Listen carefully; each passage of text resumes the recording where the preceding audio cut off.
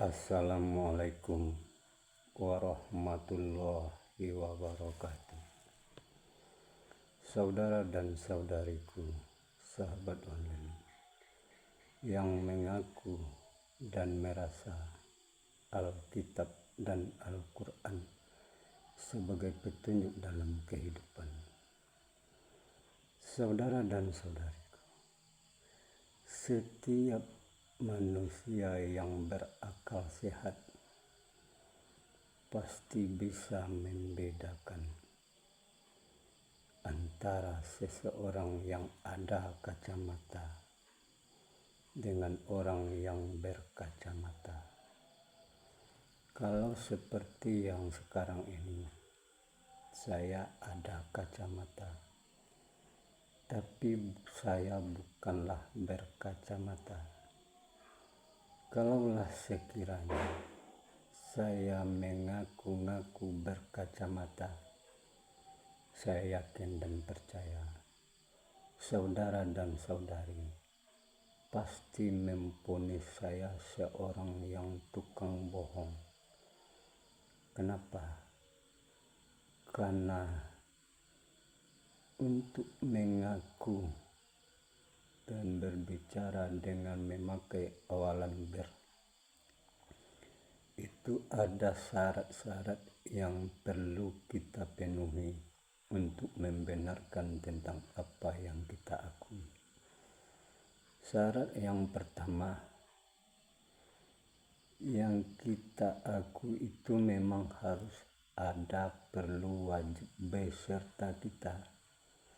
Yang kedua, kita harus meletakkan segala yang kita akui itu pada tempat sesuai fungsi dan kegunaannya.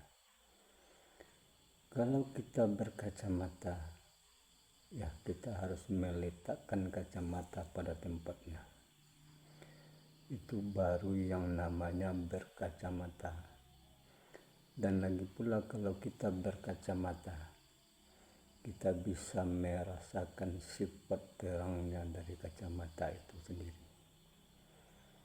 Tapi orang-orang yang tidak mempergunakan akal sehatnya tidak bisa membedakan apakah dia baru sekedar percaya akan adanya Tuhan Allah, Tuhan Yesus, dengan dia telah bertuhankan Allah atau bertuhankan Yesus. Secara fakta dan logika, kebanyakan pengakuan manusia yang mengaku Alkitab dan Al-Quran sebagai petunjuk dalam kehidupannya tidak sesuai dengan fakta, logika, dan tidak bisa diterima oleh akal, dan sangat bertentangan dengan Alkitab dan Al-Quran. Di dalam Alkitab tertulis, kemanapun manusia pergi, Allah ada di situ.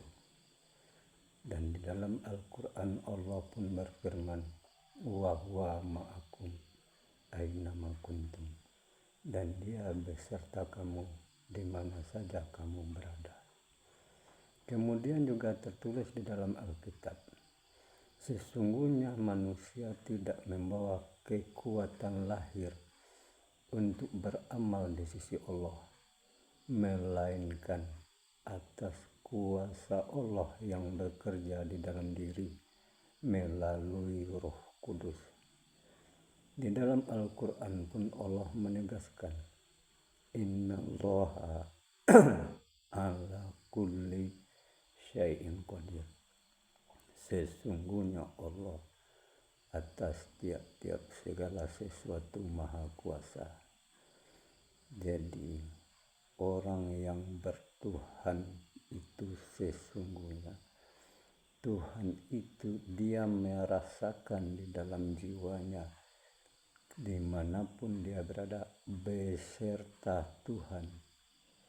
Dan di sisi lain dia juga merasakan sifat kuasa Tuhan itu yang bekerja di dalam diri makanya terjadilah gerak dan diam pada dirinya.